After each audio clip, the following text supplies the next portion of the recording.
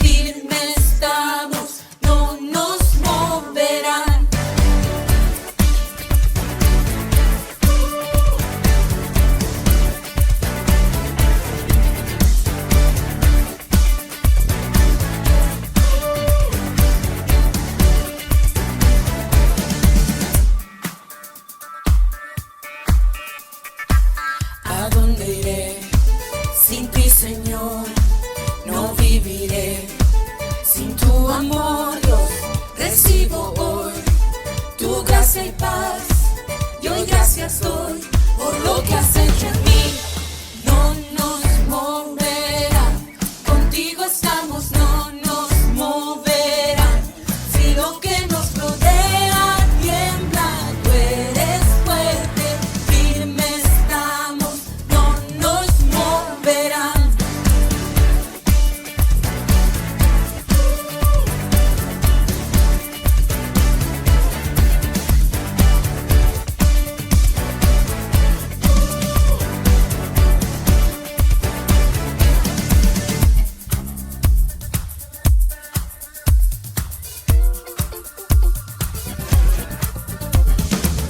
La creación, testigo es que confiaré solo en tu nombre, me aferraré en que eres fiel, lo que has dicho sé que se cumplirá.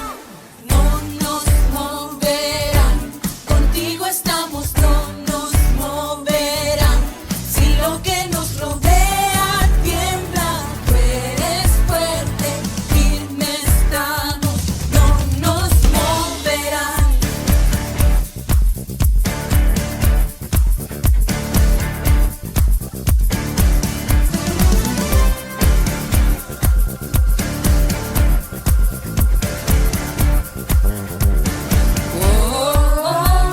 Sigo firme, firme estaré. Si caigo sé que me rescatas, no fallarás, nunca lo harás. Sigo firme, firme estaré. Si caigo sé que me rescatas, no fallarás, nunca lo harás. Sigo firme, firme estaré. Si caigo sé que me rescatas, no fallarás, nunca lo harás. Sigo firme, firme estaré. Si caigo sé que me rescatas, no fallarás, nunca lo harás. No nos moverán, contigo estamos, no nos moverán. Si lo que nos rodea tiembla, tú eres fuerte, no nos moverán. Contigo estamos, no nos moverán. Si lo que nos rodea tiembla, tú eres fuerte, firme estamos, no nos moverán.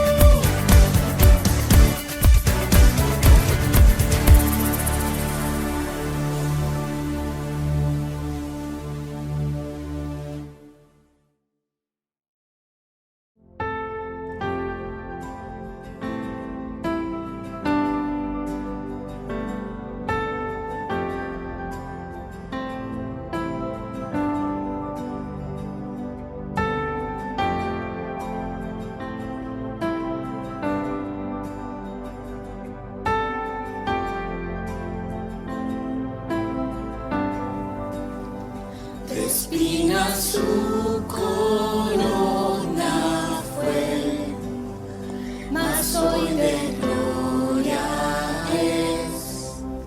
El Salvador lavó mis pies, me rindo ante él.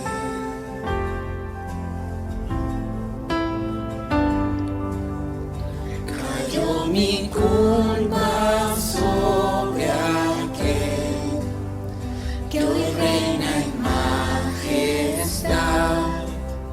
Su amor perfecto iluminó toda la humanidad.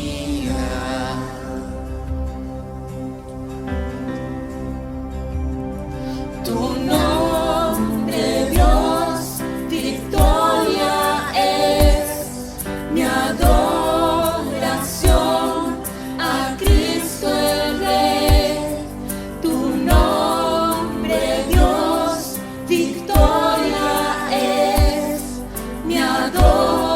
adoración a Cristo el Rey.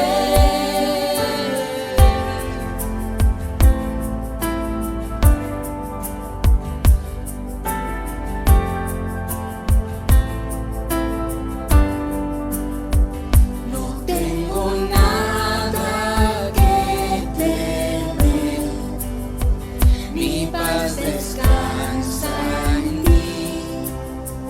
Jesús, moriste en esa cruz para salvarme a mí.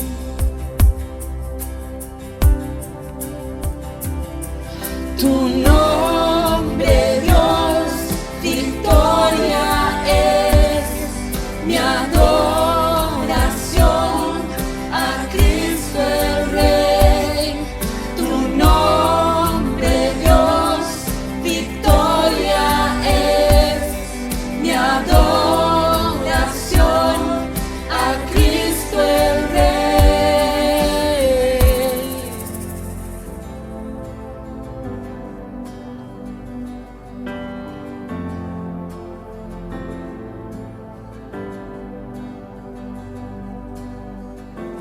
Derrotado ya no estoy por tu espíritu en mí. Jesús resucitó y vivo está en mí. En tu nombre vivo estoy, la victoria tengo en ti. Jesús resucitó y vivo está en mí. Derrotado ya no estoy por tu espíritu en mí. Jesús resucitó y vivo está en mí. En tu nombre vivo estoy, la victoria tengo en ti. Jesús resucitó y vivo está en mí. Derrotado ya no estoy por tu espíritu en mí. Jesús resucitó y vivo está en mí. En tu nombre vivo estoy, la victoria tengo en ti. Jesús resucitó y vivo está en mí. Derrotado ya no estoy por tu espíritu en mí. Jesús resucitó y vivo está en mí. Y vivo está en mí.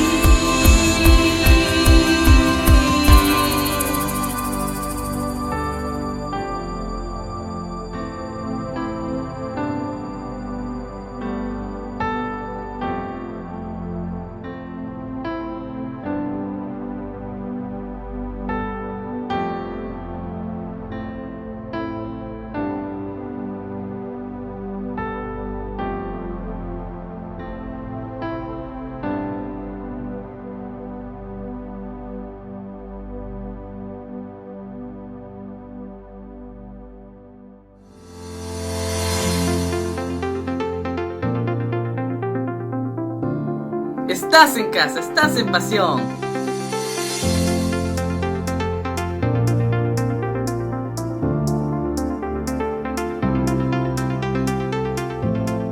Hay una historia que se encuentra en el Evangelio de Marcos, en el capítulo 12, versículos 41 al 44. Es un relato sobre Jesús parado frente al templo, mirando cómo todas las personas venían a entregar sus diezmos, sus ofrendas, sus primicias en el templo.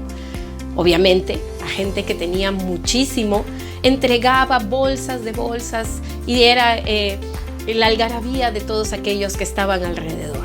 Sin embargo, dentro de esta historia aparece una mujer, una viuda, que solamente tenía 2 monedas. Al verla a Jesús, como ella depositaba sus 2 monedas, se volvió hacia sus discípulos y les dijo que esta mujer había dado mucho más que los demás porque había entregado todo aquello que tenía. Cuando nosotros revisamos las palabras griegas que utilizó Jesús para hablar sobre la ofrenda de esta mujer, lo que Jesús dijo fue que esta mujer dio más excelente, mejor, sobreabundó y excedió en calidad a todos los demás que habían entregado de los que les sobraba.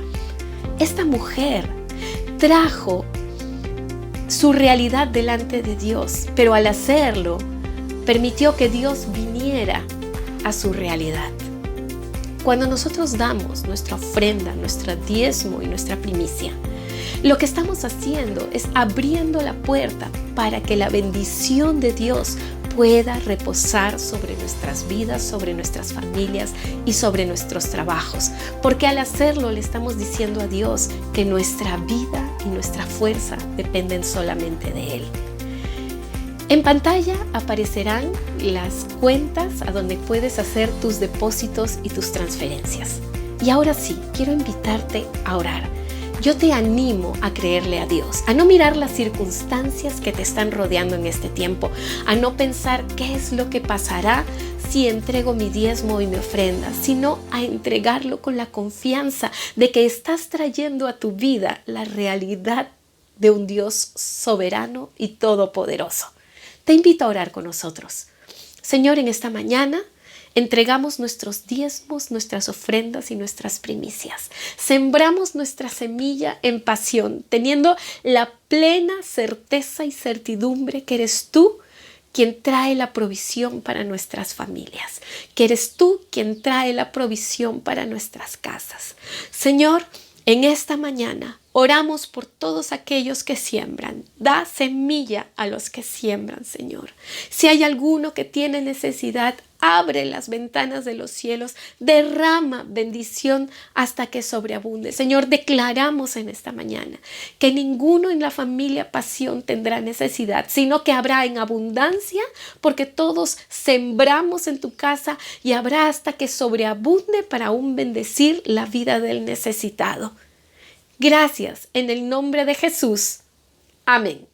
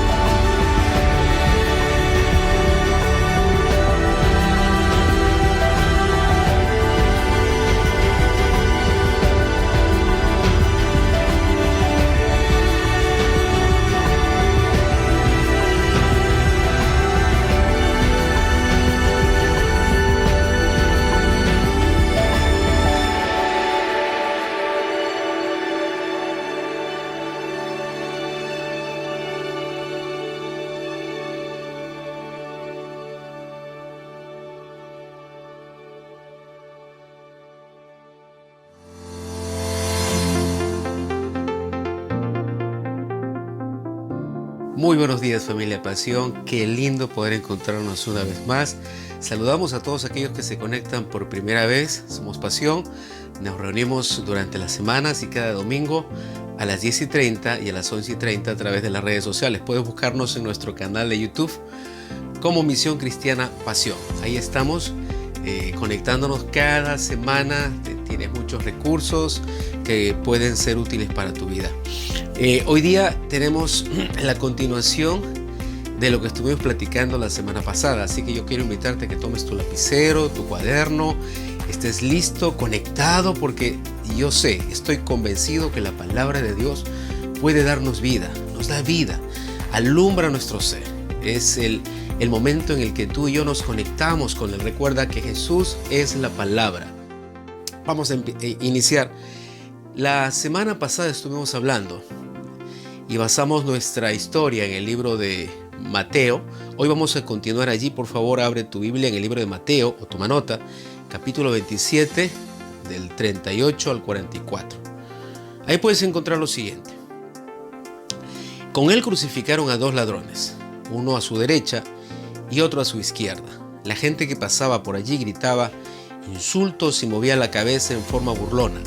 Pero mírate ahora, le gritaban. Dijiste que ibas a destruir el templo y a reconstruirlo en 3 días. Muy bien, si eres el Hijo de Dios, sálvate a ti mismo y bájate de la cruz. Los principales sacerdotes, los maestros de la ley religiosa y los ancianos también se burlaban de Jesús. Salvó a otros, se mofaban, pero no puede salvarse a sí mismo. ¿Con qué es el rey de Israel? No, que baje de la cruz ahora mismo y creeremos en él. ¿Confió en Dios? Entonces que Dios lo rescate. Ahora sí lo quiere, pues dijo, soy el Hijo de Dios. Hasta los ladrones que estaban crucificados con Jesús se burlaban de él de la misma manera. Miren las características de ese momento. Fíjense cómo los ladrones también se burlaban de Jesús de esa manera. En otras versiones dice, blasfemaban de Jesús. Allí estuvimos viendo sobre el ladrón que se arrepintió.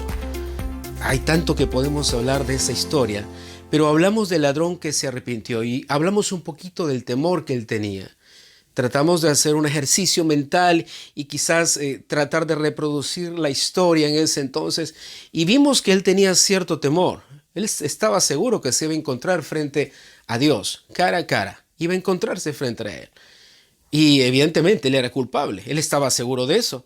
Y él también estaba convencido que sus buenas acciones, sean muchas o hayan sido pocas, no eran suficientes para poder pagar sus culpas, expiar sus culpas. Y él estaba convencido de algo, él iba a morir.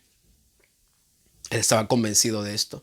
Esa coyuntura, esa circunstancia, qué triste, ¿verdad? Tener que llegar a ese punto para recapacitar en nuestra vida. Somos de las personas que esperamos que tengamos crisis, que haya problemas de enfermedad en nuestra familia. Somos de los que esperamos que las circunstancias nos agobien, nos ahoguen, para recién tratar de buscar respuestas. Y si no podemos en una siguiente instancia, vamos a otra, de repente llegamos a Dios. Es como alguna vez, siempre cuando enseñamos, platicamos de esta forma. Cuando una persona se está ahogando en el mar, la pregunta es, ¿a quién busca? ¿A quién llama? Cuando yo hacía esta pregunta, muchos me decían, bueno, busca el salvavidas. Y mi respuesta era, no busca el salvavidas. Busca que alguien lo salve, quien sea. No está esperando la eficacia de una persona preparada. Solo busca que alguien lo saque del agua. Esa es la respuesta que nosotros buscamos obtener cuando ya estamos en la crisis. Esa es la respuesta que tú y yo buscamos, quien sea. Cualquier religión, cualquier persona, cualquier método, con tal que me saque de la situación en la que yo me encuentro. Es tan ingenua nuestra vida, nuestra búsqueda. Es tan ingenua el tratar de buscar respuestas cuando ya tienes el problema. Es como intentar tomarte 1 litro de limón, vitamina C, para contrarrestar la gripe que ya tienes. Evidentemente no te va a pasar nada. Esto debió haber sido un proceso. Entonces, cuando nosotros acumulamos fe, no lo hacemos en un momento, lo vamos haciendo poco a poco. Tu vida sin fe es una vida que está en el borde del precipicio. Tarde o temprano caerás. Y no puedes esperar que al caer tu fe se construya, porque no se puede construir la fe en un momento. Es un proceso. Proverbios 4:18, mas la senda del justo es como la luz de la aurora, que va en aumento hasta que el día es perfecto. Así es como dice la Biblia. Ahora, lo que pasó con este ladrón dijo, decido creer en Jesús, no tengo alternativas. Y tengo la oportunidad, Él es Dios. Él decide, se arrepiente y al declarar ese arrepentimiento le dice a Jesús, acuérdate de mí cuando estés en tu reino. Y Jesús le responde, hoy estarás conmigo en el paraíso. él le da la espalda al compañero porque él reconoce, se humilla delante de Dios y declara que su vida era evidentemente una vida paupérrima, una vida desastrosa, era una vida que no le había llevado a nada bueno. Ese era el final. Recuerden, la Biblia dice: hay camino que al hombre le parece correcto y su final es camino de muerte. Él se dio cuenta al final. Triste es darte cuenta que lo que estuviste caminando era un camino de muerte y te diste cuenta al final del camino. ¿Y cuál sería el resultado? Es el final del camino. No tienes más, no hay más tramos para caminar. Llegaste al final y te diste cuenta que era un camino de muerte. A veces caminamos así, equivocadamente, erróneamente, convencidos a diestra y a siniestra de que lo que hacemos está bien y no hace daño a nadie. Claro, siempre la pregunta es, equiparándolo, tratando de equilibrarlo, ¿con qué?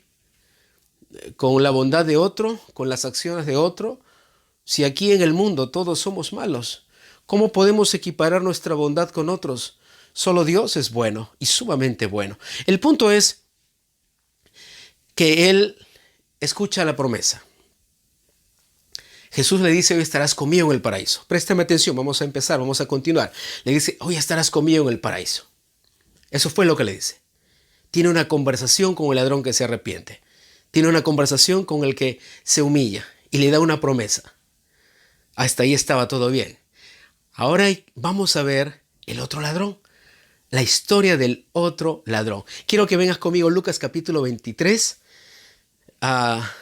versículos 33 hasta 45. Hay algunos que vamos a leer, otros no. Dice: y cuando llegaron al lugar llamado de la Calavera, le crucificaron allí y a los malhechores, uno a la derecha y otro a la izquierda. Y uno de los malhechores que estaban colgados le injuriaba diciendo: si tú eres el Cristo, sálvate a ti mismo y a nosotros. Respondiendo el otro, le reprendió diciendo: ¿ni aún temes tú a Dios, estando en la misma condenación? Algo que encontró este compañero, por llamarlo así, fue que él no tenía temor de Dios. No tenía temor de Dios. Por eso lo retaba. Tú retas a quien no tienes, la persona a quien no le temes. Tú lo retas, tú te igualas, tú buscas ser como él. En la ignorancia o en el conocimiento. Al final es la soberbia, el orgullo el que te lleva a tratar de elevarte por sobre todas las cosas. Quiero seguir leyendo. Verso 41. Nosotros a la verdad justamente padecemos porque recibimos lo que merecieron nuestros hechos, mas éste ningún mal hizo. Y dijo Jesús: acuérdate de mí cuando vengas en tu reino. Entonces Jesús le dijo: de cierto te digo que hoy estarás conmigo en el paraíso. Verso 44. Desde el mediodía y hasta la media tarde, toda la tierra quedó sumida en la oscuridad, pues el sol se ocultó y la cortina del santuario del templo se rasgó en dos. Entonces Jesús exclamó con fuerza: Padre, en tus manos encomiendo mi espíritu. Y al decir esto, expiró. Bien, esta es la lectura que tenemos. ¿Hay algo que pueda llamar tu atención en lo que hemos leído? ¿Notas algo que no está muy bien? ¿Qué llamó tu atención en esta lectura? Pues yo te voy a mencionar. Lo que llama la atención es que Jesús solo tuvo conversación con el ladrón que se arrepintió. Solo hubo promesas para el ladrón que se arrepintió y se humilló. Si tú prestas atención en la lectura y si la vuelves a leer, Jesús nunca habló con el otro ladrón, con el que en soberbia y en orgullo retó a Dios, se elevó hasta su mismo nivel. Si eres Dios, bájate tú y bájanos a nosotros. Sálvate tú y sálvanos a nosotros. ¿Que no eres Dios? ¿Que no tienes el poder? ¿Que Dios no dijo que te iba a cuidar? ¡Ah, qué insolencia! Lo que salta aquí es que Jesús solo hizo una promesa. Y esa promesa fue dirigida al ladrón que se arrepintió. He leído hasta el final cuando Jesús expira para que te des cuenta que en ningún momento conversó con el otro ladrón.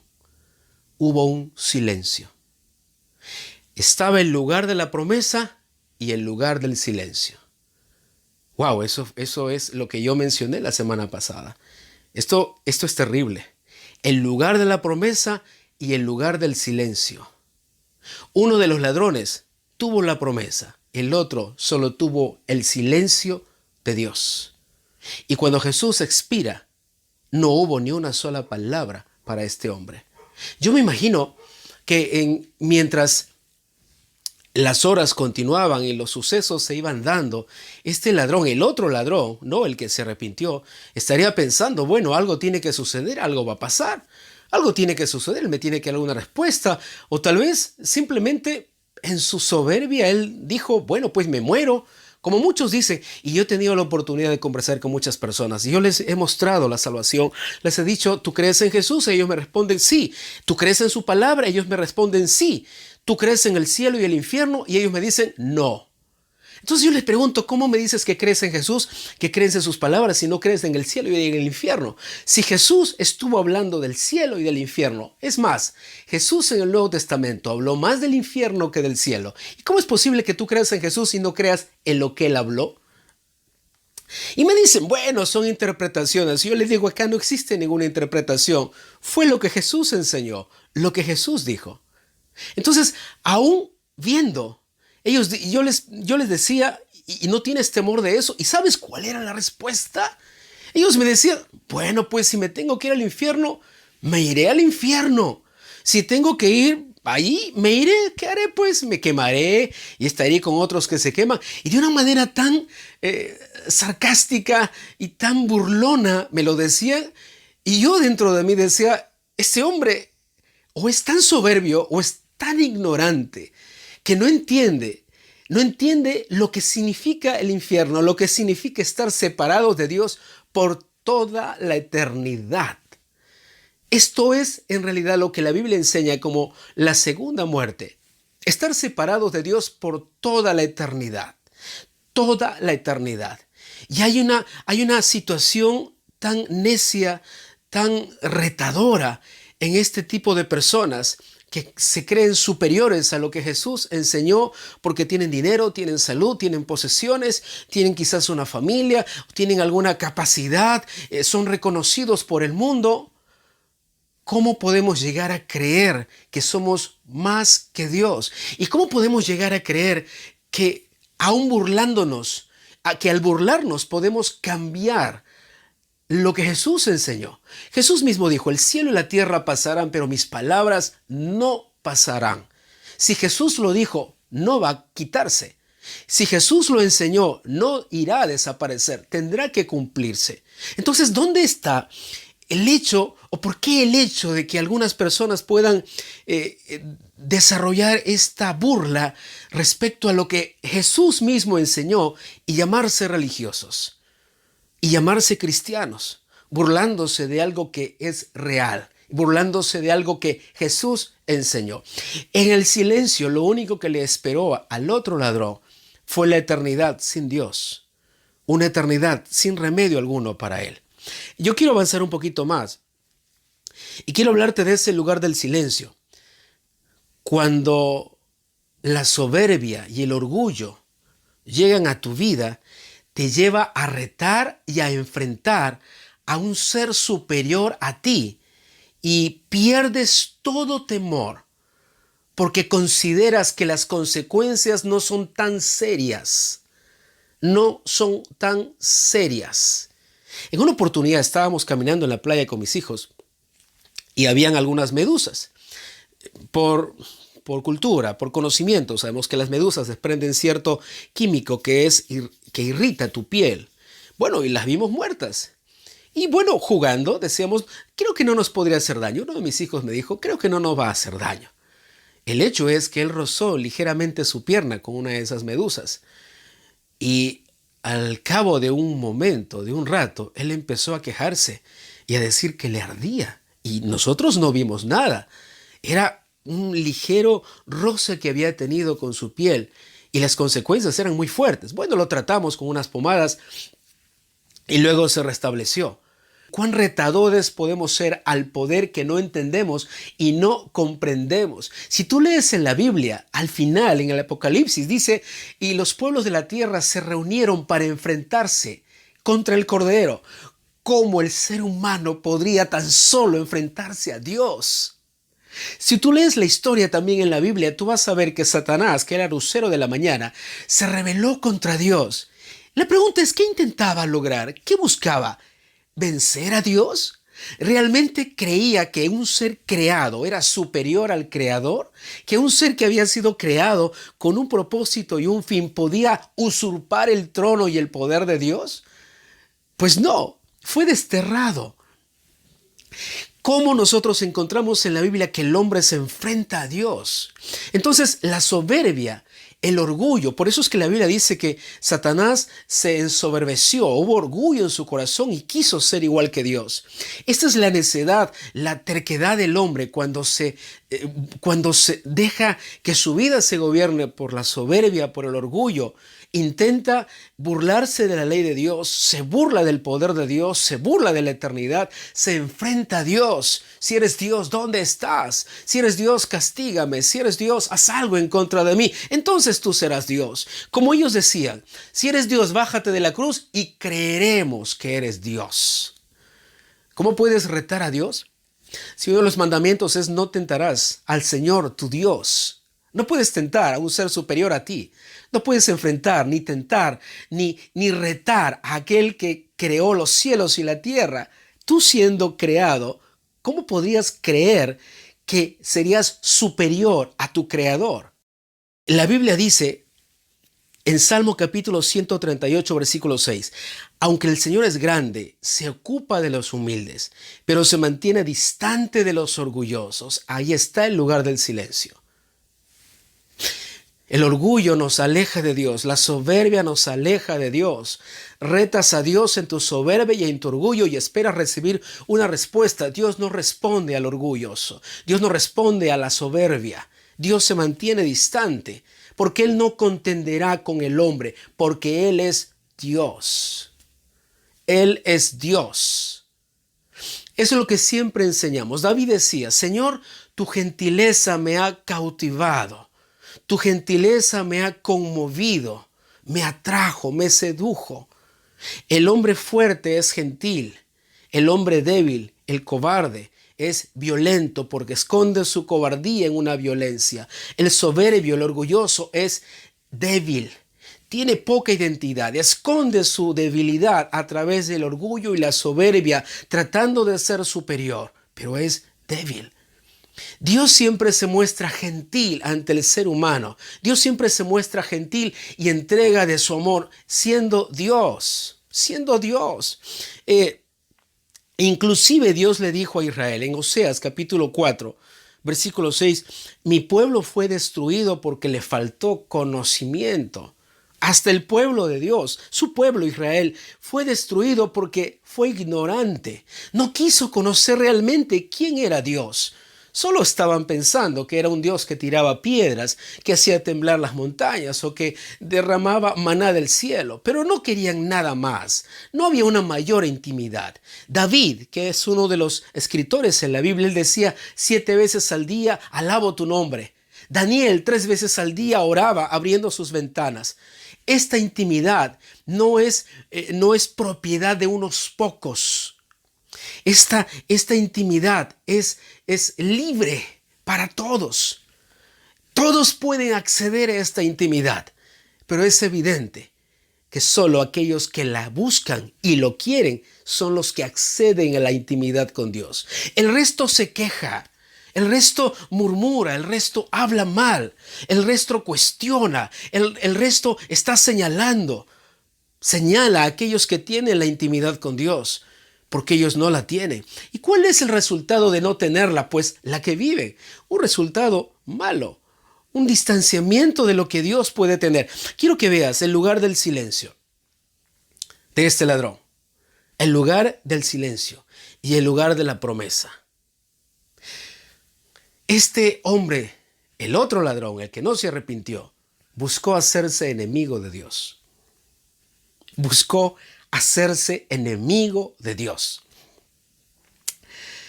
¿Por qué te harías enemigo de Dios? ¿Quién te enseña a hacerte enemigo de Dios? ¿Por qué escucharías a alguien decirte, dale la espalda a Dios? No leas la Biblia, no ores, no te reúnas, no te congregues, no creas lo que dice la Biblia, habla mal en contra de las autoridades. ¿Por qué te harías enemigo de Dios? ¿Qué consejo sería tan sabio de decirte, hazte enemigo de tu Creador? Si hay consecuencias cuando enfrentamos a Dios, ¿por qué el mundo nos miente y nos dice que no hay consecuencias? ¿Te has dado cuenta? Algo similar, una situación similar sucedió en el huerto del Edén. Viene Satanás, le dice a Eva que Dios te ha dicho que no comas ni toques del fruto. No, puedes hacerlo. No te va a pasar nada. Puedes probar y Eva Eva le dio a Adán. Ambos desobedecieron a Dios y Satanás les miente, le dice, no te va a pasar nada. Y sí, sucedió algo. Dios ya les había advertido, no toquen de ese fruto, porque el día que lo hagan, van a morir. No les va a ir bien. Salieron del huerto. Maldiciones vinieron sobre sus vidas y sobre la tierra. El día de hoy, ¿quién te sigue diciendo que te hagas enemigo de Dios? ¿Quién te sigue diciendo que le das la espalda? ¿Quién te sigue diciendo que lo que la Biblia dice no es cierto? Que lo que Dios dijo nunca se va a cumplir. Que tú nunca tendrás que rendirle cuenta a Dios. Que si es algo que tú disfrutas, entonces es bueno. ¿Quién te está diciendo esto? Juan capítulo 10, versículo 10 dice que Satanás vino para matar, robar y destruir. En el libro de Efesios, capítulo 6, menciona que no tenemos lucha contra sangre ni carne, sino contra principados, potestades, gobernadores de las tinieblas. Nuestra lucha no es contra nuestro prójimo. La palabra de Dios enseña que este mundo está siendo gobernado por un ser que quiere destruir tu vida. Juan 10:10 vino para matar, robar y destruir. Estamos cediendo a mentiras terribles. Estamos cediendo y creyendo que el aborto no destruye la tierra. Creemos que la mentira no destruye, que las palabras no destruyen nuestra familia. Que el hecho de maldecir no destruye el lugar donde nos encontramos. Estamos convencidos de que accionar y robar y ocultar el robo y la mentira no hace daño a nadie. Estamos creyendo que si legalizamos el pecado, entonces todos estaremos mejor porque es un mundo inclusivo. ¿Quién nos está enseñando este tipo de mensaje? ¿Quién te da este mensaje? ¿Quién le dice a tus hijos, sabes que Dios no existe? ¿Quién le está diciendo a tus hijos, no creas en Dios? ¿Quién te dice a ti que solo tú leas la Biblia y dejes a tus hijos tirados a un lado, viviendo su propia vida y creando su propio futuro? Cuando la Biblia dice, instruye al niño en su camino y aun cuando sea viejo, no se apartará de él. Tú y yo tenemos un enemigo. No nos estamos dando cuenta. Quiero mostrarte Santiago 4:4, lo que dice la Biblia. Gente infiel, ¿no saben que amar al mundo es lo mismo que odiar a Dios? El que quiera convertirse en amigo del mundo se convierte en enemigo de Dios. Está en la Biblia, Santiago capítulo 4, versículo 4. Y aún así te vuelves amigo del mundo, practicando lo que el mundo te dice que debes de hacer, aunque ofenda a Dios, aunque avergüence a Dios, aunque degrade a Dios, aunque ningunee a Dios, aunque corte las palabras que Jesús mismo enseñó, negando la existencia de Dios mismo. El que quiera hacerse amigo del mundo se convierte en enemigo de Dios. Eso está escrito en la Biblia. Puedes buscar cualquier Biblia, Santiago capítulo 4, versículo 4. ¿Y aún así crees que te va a ir bien siendo enemigo de Dios? Te doy otro pasaje, Romanos capítulo 8, del 6 al 8. Porque la mente puesta en la carne es muerte, pero la mente puesta en el Espíritu es vida y paz, ya que la mente puesta en la carne es enemiga de Dios. Porque no se sujeta a la ley de Dios, pues ni siquiera puede hacerlo. Y los que están en la carne no pueden agradar a Dios. La mente puesta en la carne es enemiga de Dios. ¡Wow! ¿Quiere decir que los impulsos de mi naturaleza caída gobernando mi vida me alejan de Dios? Sí. Es como cuando tú y yo escuchamos es un cristiano carnal. Y en consecuencia un carnal puede heredar el reino de los cielos. Ese es tu concepto. Yo encuentro aquí que dice, la mente puesta en la carne es enemiga de Dios porque no se sujeta a la ley de Dios y no puede hacerlo.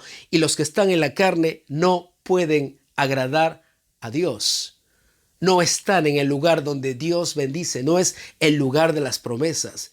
¿Cuán equivocados podemos seguir estando y manteniendo nuestra soberbia y nuestro orgullo porque alguien con autoridad nos dijo algo que Dios nunca dijo?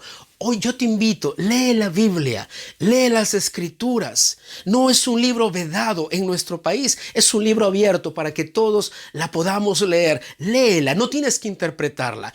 Léela. Jesús dio clases magistrales para que tú entiendas quién es Dios y qué es lo que Él desea para tu vida, para tu hogar, matrimonio, para la eternidad. Este es el plan de Dios para tu vida. Cuando tú lees la Biblia, te encuentras a Jesús. Jesús es la palabra. Yo quiero ir un poquito más allá. Quiero mostrarte, vamos a ir conmigo, estoy finalizando. ¿Cuál es el lugar de las promesas? Yo quiero estar en el lugar de las promesas. ¿Cuál es el lugar de las promesas? Vamos a hablar un poco de esto. Voy a darte 7 descripciones del lugar de las promesas de Dios. Lo que la Biblia describe, 7 descripciones del lugar de las promesas de Dios. El primero de ellos es el lugar de la humillación delante de Dios. El lugar de las promesas es el lugar de la humillación delante de Dios. En el libro de Job, capítulo 22, verso 21, dice: vuelve ahora en amistad con Él y tendrás paz. Vuelve, hazte amigo de Dios. No te alejes, no tengas a Dios como tu enemigo. No te irá bien. Y por ello te vendrá bien, dice en Job capítulo 22, verso 21. El mismo Dios te dice en Isaías 1:18: venid luego, dice el Señor, y estemos a cuentas. Si vuestros pecados fueren como la grana, como la nieve serán emblanquecidos. Si fueren rojos como el carmesí, vendrán a ser blanca lana. Dios mismo te llama: arreglemos. No seas mi enemigo, no te irá bien, ni en esta vida, ni en la que viene. No te irá bien. Tú que eres religioso, tú que dices creer en Dios, bueno, la Biblia enseña esto: vuelve en amistad con Él. No te irá bien. Quiero darte el segundo lugar de las promesas de Dios. Es el lugar en donde reconoces que eres malo y Él es sumamente bueno. Oh, esto es maravilloso. Durante el tiempo que tengo de conocer a Jesús, ¿con cuántas personas yo he podido conversar? ¿Cuántos de ellos siempre han mencionado que son personas buenas, que son muy buenas, que son gente buena, hasta el punto de creerse que nunca se convirtieron en cristianos? Es impresionante cómo he podido conversar con personas que de pronto vienen a Cristo, entre comillas, vienen a la iglesia y de pronto ya son cristianos. Y cuando tú les preguntas ¿de qué te has arrepentido?, ellos dicen: bueno, yo soy una persona buena, ¿no? Yo desde pequeño he conocido a Jesús y por eso ahora vengo a la iglesia a leer la Biblia. Nunca hubo arrepentimiento de nada. Eran personas tan buenas que no necesitaban arrepentirse. Entonces para ellos no es Jesús. Si tú eres tan bueno que puedes estar de igual con Dios mismo, entonces ¿para qué lo quieres? Eres tan bueno que tal vez necesitamos buscarte a ti para que tú transformes nuestra vida. Pero el lugar de las promesas de Dios es el lugar donde tú reconoces que eres malo. Yo soy malo, sumamente malo. En Génesis capítulo 6 dice que la inclinación del corazón del hombre siempre es hacia lo malo. Y Dios es sumamente bueno. Por eso necesitamos de Él. Por eso necesitamos de su bondad. Mira lo que dice en Lamentaciones capítulo 3, verso 22 al 23. Vamos terminando. Sé que no hemos sido destruidos porque Dios nos tiene compasión. Sé que cada mañana se renuevan su grande amor y su fidelidad. No hemos sido destruidos por su grande amor. Si en cada error de tu vida Dios manifestara su justicia y su bondad, tú y yo no existiríamos en este momento. Lo terrible de saber que Dios es sumamente bueno es que tú y yo somos sumamente malos. Y que si no nos arrepentimos y vamos a Él para que Él nos cambie y para adquirir su naturaleza, nos va a ir mal. Quiero darte el tercer lugar de las promesas de Dios. Es el lugar en donde ves a Jesús como el único Salvador para tu vida. Esto es clave. Tú puedes decir: Jesús es mi amigo, Jesús es mi compañero, Jesús es mi cuate, Jesús es mi partner. Pero la Biblia menciona a Jesús como tu único Salvador.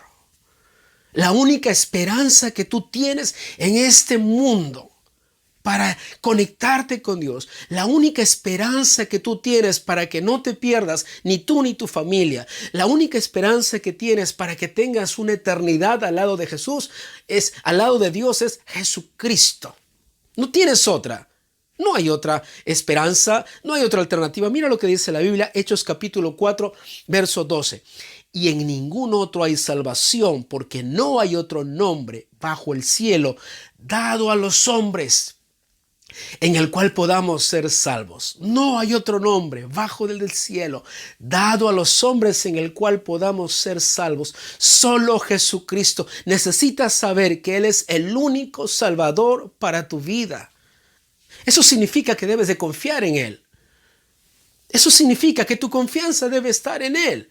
No en tu dinero, no en tu salud, no en la economía, no en tu país, no en los gobernantes, no en el lugar donde vives. ¿Cuántas personas yo hablo y me dicen que quieren mudarse de este país a otro porque ahí su estatus va a ser mucho mejor?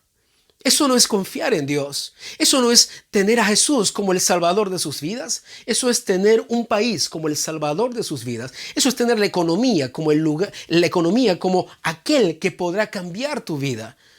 ¿Cuántas veces tú has creído que si tuvieses dinero tu vida sería diferente? Teniendo dinero y sin tener dinero, si así lo tengas o no lo tengas, si Jesús no es el Salvador de tu vida, jamás habrá cambio alguno. Jamás habrá cambio alguno. Ese es el lugar de las promesas de Dios. Quiero darte el cuarto. El cuarto lugar de las promesas de Dios. El lugar en donde eres perdonado, justificado, santificado y esperas una eternidad. ¿Cuál es el lugar de las promesas? El lugar en donde eres perdonado, justificado, santificado y esperas una eternidad. En Juan 3:16 dice, porque de tal manera amó Dios al mundo que entregó a su único Hijo para que todo aquel que en Él crea no se pierda, sino que tenga una vida eterna. Sí, tú y yo tenemos temor a la muerte probablemente, y quizás tú más, y quizás otros más con mayor intensidad porque no tienen esperanza después de esta vida. Pero Jesús prometió la vida eterna. Juan 3:16. Quiero darte uno más, el quinto. ¿Cuál es el lugar de las promesas de Dios? El lugar en donde Dios es suficiente para tu vida y para después de ella. El lugar en donde Dios es suficiente para tu vida y para después de ella. Quiero que vayas rápidamente. Salmo capítulo 48, el versículo 14. Dice, este Dios es Dios nuestro eternamente y para siempre, y Él nos guiará aún más allá de la muerte. Este Dios es Dios nuestro eternamente y para siempre, y Él nos guiará aún más allá de la muerte. Mira las promesas de Dios. No, Él no solo te va a guiar en este punto, aquí en la tierra, Él lo hará después. Estamos viendo el lugar de las promesas, es el lugar en donde Dios es suficiente para tu vida y para después de ella. Quiere decir que Dios es poderoso en vida y Dios es poderoso en muerte. Por eso el apóstol Pablo decía, para mí el vivir es Cristo y el morir es ganancia. Este es un estado de fe, es un estado de confianza en Dios, no es un estado de temor, no es un estado tampoco mental, es un estado de relación. Este Dios es Dios nuestro, eternamente y para siempre. Si Jesús es tu Dios, este Dios es Dios nuestro, eternamente y para siempre, y Él nos guiará aún más allá de la muerte. Quiero darte el sexto. El lugar de las promesas de Dios es el lugar en donde Él es tu Padre y tú eres su Hijo. Es el lugar en donde Dios es tu Padre y tú eres su Hijo. Ese es el lugar de las promesas de Dios. Juan capítulo 1 verso 12 dice, pero a todos los que le recibieron les dio el derecho, el poder, la potestad de llegar a ser hijos de Dios. Es decir, a los que creen en su nombre. Les dio un derecho, un poder, una capacidad de ser hijos de Dios. A todos, dice, a todos los que le recibieron. Es decir, a los que creen en Él. Y no es creer como saber si existió o no existió. Creer en el sentido de busco una relación con Él. Lo quiero a Él en mi vida. Lo quiero a Él en mi vida. No es conocer la mujer de tus sueños, es tener a la mujer de tus sueños a tu lado. Es tener una relación con Jesús. No es soñar con Él, es tener esa relación con Jesús. Es ir más allá de tu confort y de tu estatus. Oh, desconéctate del mundo religioso que jamás te dirá la verdad. Quiero darte el 7º punto. ¿Cuál es el lugar de las promesas de Dios? Es el lugar en donde tú honras y sirves a Dios con tu vida. Ese es el lugar de las promesas de Dios. El lugar donde tú honras y sirves a Dios con tu vida. 2 de Corintios 5:15 dice: Él murió por todos, para que los que reciben la nueva vida de Cristo ya no vivan más para sí mismos, más bien vivan para Cristo, quien murió y resucitó por ellos. De modo que ya no vivimos para nosotros mismos, sino para aquel que murió y resucitó por nosotros. Este es el lugar de las promesas de Dios. No te equivoques, tú no vienes a Cristo para que Él solo te entregue beneficios. Esa no es una relación. Eso se llama interés. Solo se llama interés. Y si quieres ir un poco más al extremo, se llama lascivia, el beneficio a expensas de otro. Hoy crees que Dios no conoce nuestro corazón. Es que tienes que reconocer, no es que alguien te lo diga, es que tú tienes que reconocerlo. Es que tú tienes que buscarlo. No es que alguien te lo muestre, es que tú tienes que buscarlo. Hace poco una persona me dijo que alguien estaba buscando de Cristo y no lo encontraba. Y yo te diría, eso es falso. Jesús mismo dijo: el que viene a mí, yo no le echo fuera. El que tiene sed, venga a mí y beba. Yo seré hallado de aquellos que me buscan. En la Biblia está, si tú realmente buscas a Dios, lo encontrarás. Cuando hay un corazón deseoso y anhelante de tener una relación con Él. Jeremías 33:3, clama a mí y yo te responderé. Clama a Dios, busca a Dios, Él te puede responder. Solo sucede esto cuando hay una necesidad en tu corazón. El mayor deseo, nuestro mayor deseo es que no llegues al punto de la crisis, no llegues al punto en donde digas: ya no tengo esperanza, necesito que alguien me saque del hoyo. ¿Por qué esperar llegar hasta ese punto? ¿Y quién te dijo a ti que tendrías la oportunidad de salir? ¿Y qué tal si no la tienes? ¿Por qué jugar con nuestra propia vida, la vida de nuestra familia, la vida de nuestros hijos? Si crees en Dios, entonces cree en su palabra. Si crees en Dios, entonces tienes que creer en Jesucristo y en lo que Él prometió. Puede a veces sonar muy duro lo que uno puede decir, pero la verdad no siempre es una verdad agradable. No siempre va a ser música en nuestros oídos, porque nos confronta. La Biblia menciona, la misma Biblia se refiere a ella como un espejo en donde tú te miras. Sí, muchas veces no es agradable verse en el espejo. Vemos imperfecciones que no queremos que estén allí y muchas veces buscamos taparlas. No tienes que taparla. Dios puede cambiar esa naturaleza. Dios puede transformarte completamente. Puedes hallar esperanza en Él. Cierra tus ojos allí, por favor. Cierren todos sus ojos allí. Yo quiero hacer una oración. Si realmente hay algo de lo que hemos hablado y ha tocado tu vida y tú quieres conocer a Jesús, más allá de cualquier lugar, espacio, situación o creencia, tú necesitas una relación con Jesús. Por favor, permíteme guiarte en esta oración. Repite después de mí: Señor Jesús, en esta mañana yo vengo solamente a ti. Te he estado buscando. Te necesito en mi vida, no solo como alguien que supla mi vida. Quiero que tú seas mi Señor. Quiero que tú seas mi Dios, a quien yo pueda servir. Perdona mis pecados. Me arrepiento de todos ellos. A partir de hoy, quiero que tomes mi vida. Quiero ser tu hijo y que tú seas mi Padre. En el nombre de Jesús, recibo tu perdón, recibo tu paz, recibo la esperanza de saber que tú me amas. Amén. Mantén tus ojos cerrados, permíteme orar por ti, por favor. Señor, yo oro por cada persona en esta mañana. Señor, por aquellos que están confundidos, que escucharon mentiras, que se olvidaron de tu ley, se olvidaron de ti, se olvidaron de tu verdad y le creyeron una mentira, siguieron una mentira. Señor, yo oro por ellos. Ten misericordia de ellos, Señor. Sácalos de ese lugar en donde se encuentran. Que ellos puedan regresar una vez más y tener esperanza en ti. Yo oro, Señor, para que ellos puedan arrepentirse y reconocer sus errores delante de ti. Que vengan delante de ti, sean perdonados y sean levantados una vez más. Yo oro por todos aquellos que te han conocido recién en esta mañana. Sálvalos, sánalos, restaura sus vidas.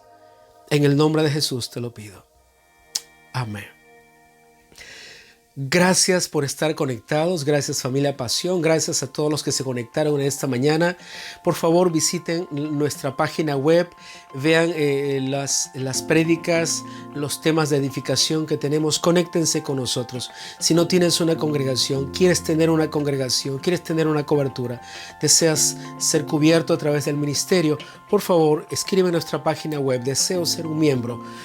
Coloca tu teléfono que nos estaremos comunicando contigo para orar, para guiarte y mostrarte el plan de Dios para tu vida. No estés solo, no necesitas, no tienes por qué vivir solo en esta vida. Necesitas tener una relación con Él, una relación real. Ahí tenemos los correos. Muchísimas gracias por haberse conectado. Gracias familia Pasión. Comparte el enlace, comparta de Jesús, haga la labor, haga discípulos. Este es un buen tiempo para conectar a otros con nuestro Señor Jesucristo. Muchísimas gracias por este tiempo. Los amamos. Que Dios los siga bendiciendo.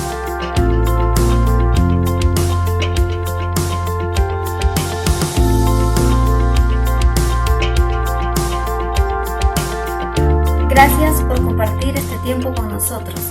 Ha sido un día maravilloso aprendiendo de la palabra de Dios. Te animo para que sigas esforzándote y trabajando para el propósito por el cual Dios te ha llamado. Dios tiene grandes cosas para tu vida. Que Dios te bendiga.